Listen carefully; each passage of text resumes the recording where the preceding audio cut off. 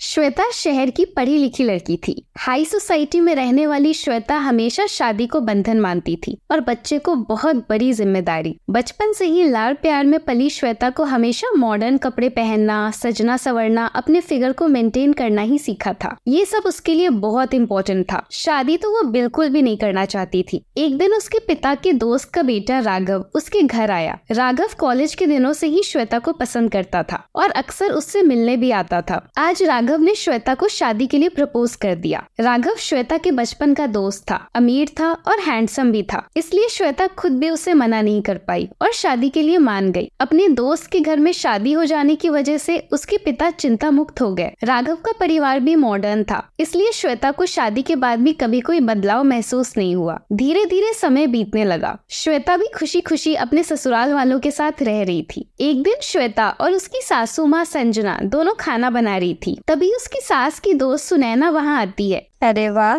क्या बात है, दोनों सास बहू किचन में। हाँ सुनैना, साथ में खाना बनाने का मन हुआ तो आज मेरे घर कैसे? एक खास काम से आई हूँ। मेरे बेटे की शादी फिक्स हो गई है तो तुम सबको आना पड़ेगा। ये तो बहुत खुशी की बात है। हाँ ये लो कार्ड, तुम सबको शादी में जरूर आना है। इतना बोलकर सुनैना वहाँ से चली गई। अब कुछ दिन बाद ही सुनैना के बेटे की शादी हुई, जिसमें संजना का पूरा परिवार गया। शादी संपन्न होने के बाद सभी वापस घर आ गए। इसी तरह समय बीतने लगा। एक दिन राघव को एक बिजनेस टूर पर मनाली जाने का मौका मिला। अब राघव इस बारे में अपनी फैमिली वालों को बताता है। माँ, मुझे बिजनेस टूर पर मनाली जाना है। मैं सोच रहा हूँ श्वेता को भी साथ ले जाऊँ। हाँ बिल्कुल अच्छी बात है, दोनों साथ में चले जाओ। इसी बहाने साथ में टाइम स्पेंड करने का मौका भी मिल जाएगा। शादी के बाद तुम दोनों को घूमने का मौका भी नहीं मिला। चले जाओ, वरना श्वेता मायके जाकर मेरी शिकायत कर देगी कि सासू माँ ने तो मुझे कहीं घूमने ही नहीं दिया। ये बातें सुनकर श्वेता और बाकी घर वाले भी हंसने लगे। अगले दिन श्वेता राघव के साथ मनाली के लिए निकल गई। धीरे धीरे कुछ समय बीत गए। वहाँ राघव अपनी पत्नी के साथ मस्ती में बिजी था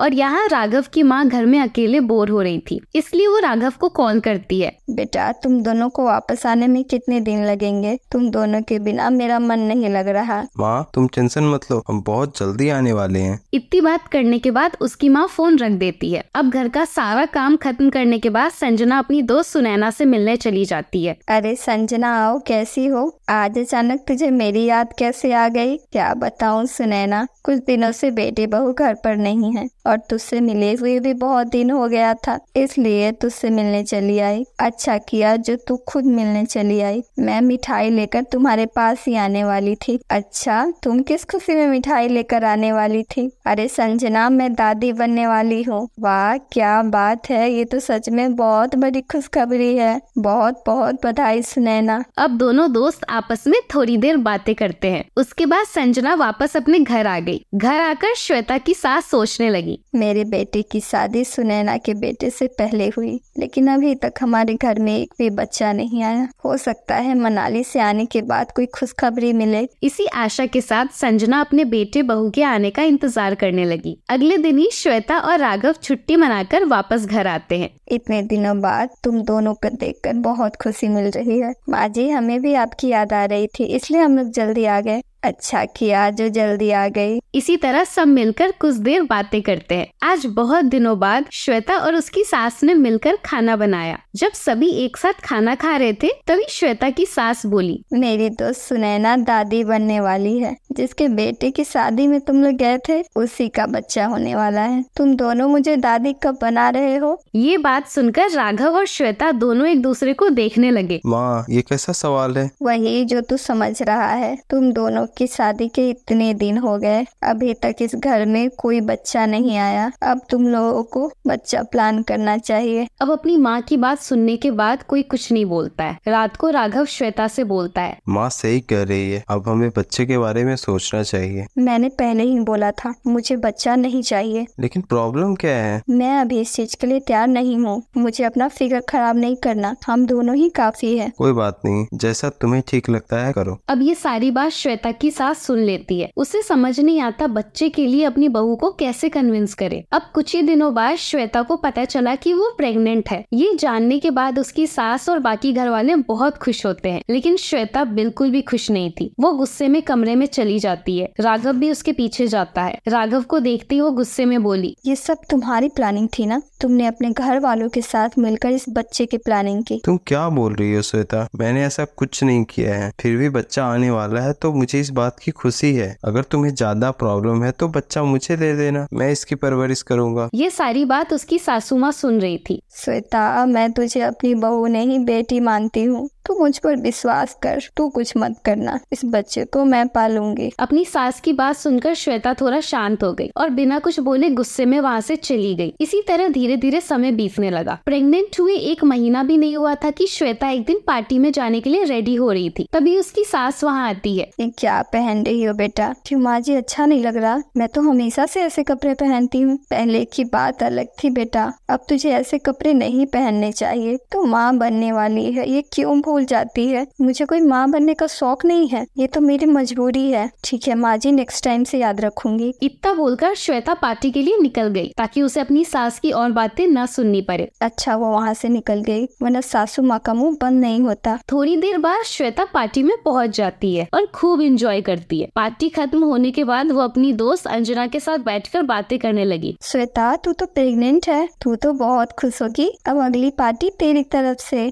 काहे की खुशी? जब से प्रेग्नेंट हुई हूँ ससुराल वाले चैन से जीने नहीं दे रहे। क्या मतलब? वो तेरे साथ क्या करते हैं? ये नहीं खाना है, ये नहीं पहनना है, यहाँ मत जाओ। ऐसी लाइफ से तंग आ गई हूँ। इसे तंग होना नहीं, अपनों की फिक्र कहते हैं। बस कर तू, अब तू भी प्रवचन मत सुना। ठीक है बाबा, कुछ नहीं बोल रही। इतनी बातें करने के बाद दोनों अपने घर चली गई। अब श्वेता को टेस्टी मसालेदार खाने की जगह पौष्टिक खाना जैसे जूस, हरे साग सब्जी मिलने लगे। इसी तरह समय बीतने लगा। श्वेता अपने शरीर में हो रहे परिवर्तन से बहुत परेशान थी, क्योंकि ये प्रेगनेंसी उसके लिए सिर्फ बोझ था। ये सब देखकर उसकी सास बहुत परेशान थी। कब उसे समझ आएगा कि बच्चे को जन्म देना कितने सौभाग्य की बात है। संजना ये सब सोचकर उदास बैठी थी। तभी राघव के पिता कमरे में आते हैं। अरे क्या हुआ? किस सोच में हो? संजना सारी बात अपने पति को बता देती है। अरे तुम बेकार ही परेशान हो रही हो, वो अभी बच्ची है, धीरे धीरे सब समझ जाएगी। इसी तरह समय बीतने लगा। समय के साथ श्वेता भी एडजस्ट करने लगी, लेकिन शरीर में हो रहे चेंजेस से वो परेशान थी। अब श्वेता का वजन भी बढ़ रहा था, इसलिए उसकी देखभाल करने के लिए कविता नाम की लड़की को रखा गया। एक दिन श्वेता अपने आप को मिरर में देख रही थी। देखती उदास हो गई क्योंकि उसका वजन काफी बढ़ गया था। हे भगवान, क्या से क्या बन गई। कितनी मेहनत से अपने आप को मेंटेन रखा था। अच्छा होता मैं शादी ही नहीं करती। ना मैं शादी करती, ना ये बच्चे होते। ये सारी बात सुनकर उसकी सास बोली, अरे सब ठीक हो जाएगा। डॉक्टर ने इतने प्यार से समझाया था,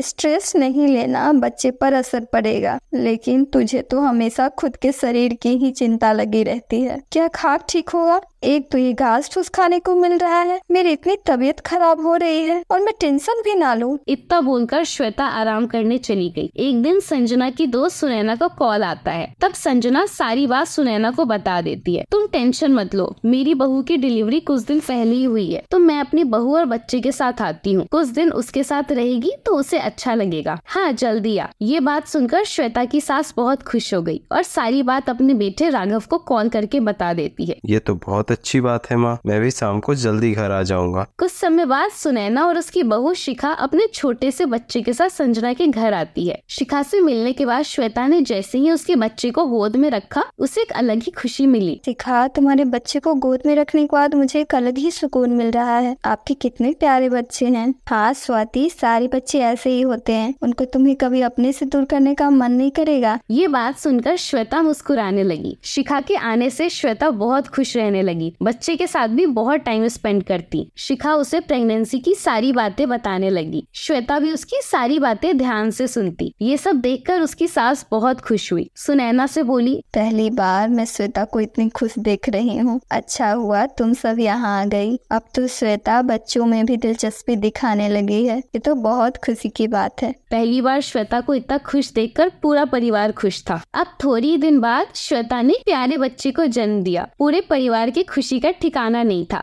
आखिरकार मैं दादी बन ही गई। पहली बार जब श्वेता ने बच्चे को गोद में लिया तो वो भावुक हो गई और बोली, आपने सच कहा था माँ जी, बच्चे को जन्म देना बहुत सौभाग्य की बात होती है। मुझे इसे अपने से दूर करने का मन नहीं कर रहा। श्वेता को बच्चे से ऐसा लगाव देखकर राघव और उसका पूरा परिवार खुश था। अगर आपको वीडियो अच्छा लगा तो वीडियो को लाइक करें और चैनल को सब्सक्राइब कर दें।